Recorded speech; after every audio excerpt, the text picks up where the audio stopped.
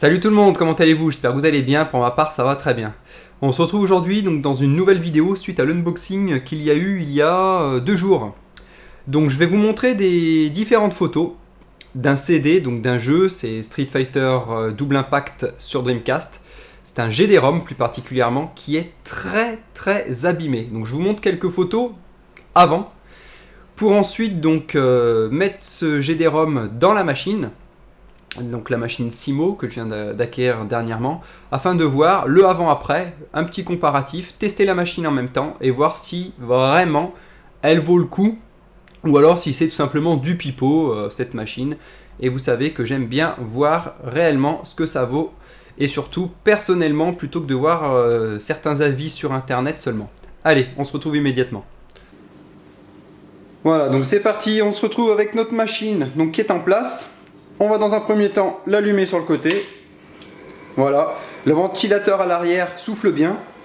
Donc elle est un petit peu bruyante la machine, mais en même temps on l'utilise, enfin voilà, elle est bruyante qu'au moment de l'utilisation. Le ventilateur à l'arrière tourne bien. Voilà, je fais un focus sur la machine. Donc, première étape, une fois que la machine est ouverte, on va venir positionner son petit plastique vert, donc antidérapant pour le CD qu'on va utiliser.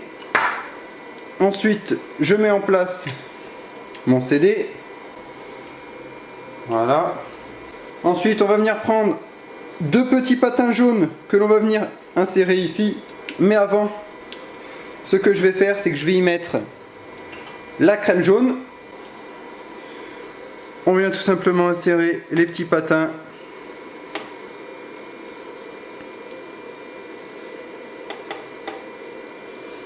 Voilà, ici.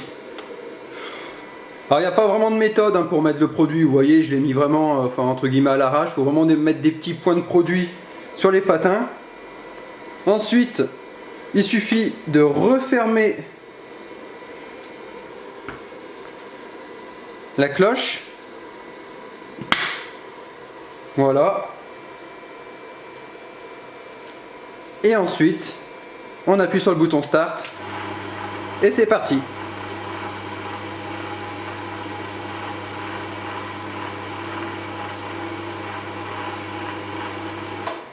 Voilà, donc là la machine a tourné, elle a fait son premier cycle. On ouvre. Bon, on se rend compte qu'il y a encore des petites traces de produit. Donc, ne pas hésiter à refaire un deuxième cycle. Quand je dis des traces de produits, c'est-à-dire qu'il y avait vraiment encore pas mal de produits sur le CD, alors qu'on doit vraiment voir juste de faibles traces. Voilà, donc là, j'ai un résultat qui me convient. J'enlève les petits patins jaunes.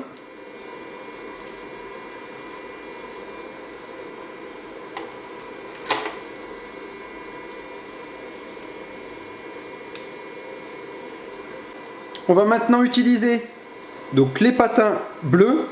Alors ceux-ci sont beaucoup plus doux, mais vraiment doux au toucher. Ce sont les patins pour nettoyer, comme je vous ai dit, le CD. Donc à utiliser avec le produit, donc le disc cleaner. Je vous montre vraiment toutes les étapes pour avoir un CD d'une qualité vraiment parfaite. Sinon on pourrait quasiment s'arrêter là, le nettoyer ça suffirait. On va vraiment faire toutes les étapes. Je prends mon petit produit, voilà, je prends mon petit produit.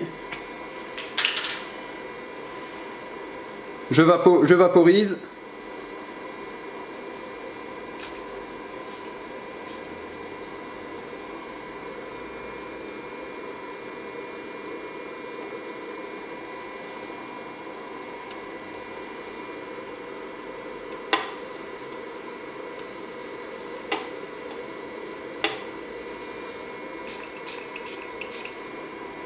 Bon, j'en ai mis à côté. C'est pas trop grave. Je referme à nouveau.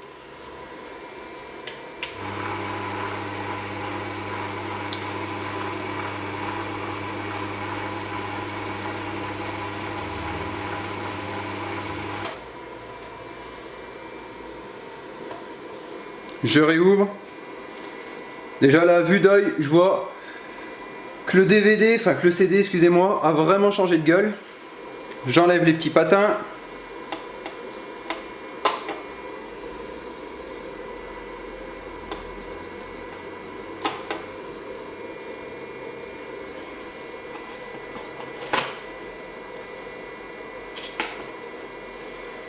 On prend maintenant donc les patins blancs. C'est vraiment pour finaliser en fait le CD. Je fixe les patins blancs.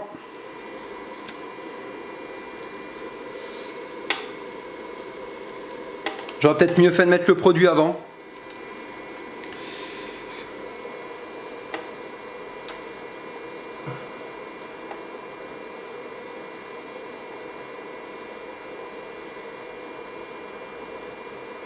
Voilà.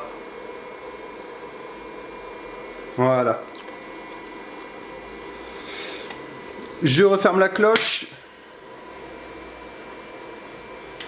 Start.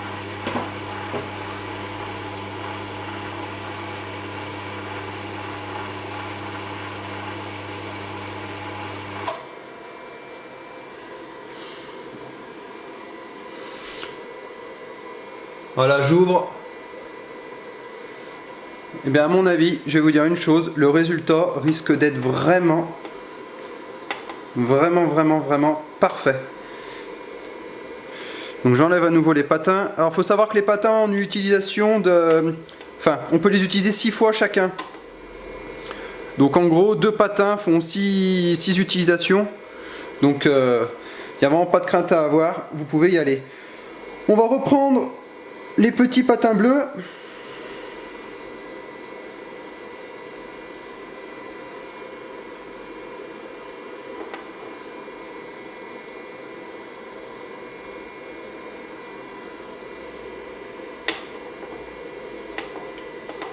Voilà, ils sont un petit peu humides.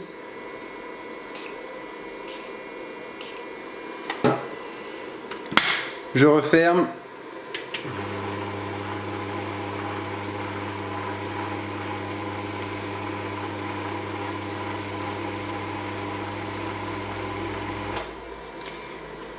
Le cycle, c'est terminé.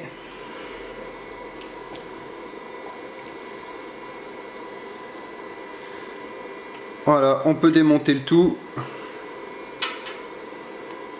Donc voilà le résultat, alors qu'il y a encore le produit. On va venir tout simplement essuyer. Alors moi je vais prendre du sopalin, hein. Je ne vais pas m'embêter.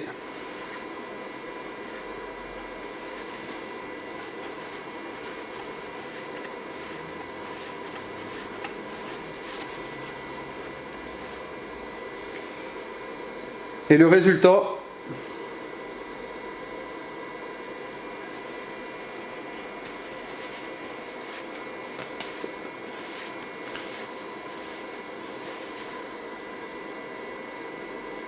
et voilà le résultat.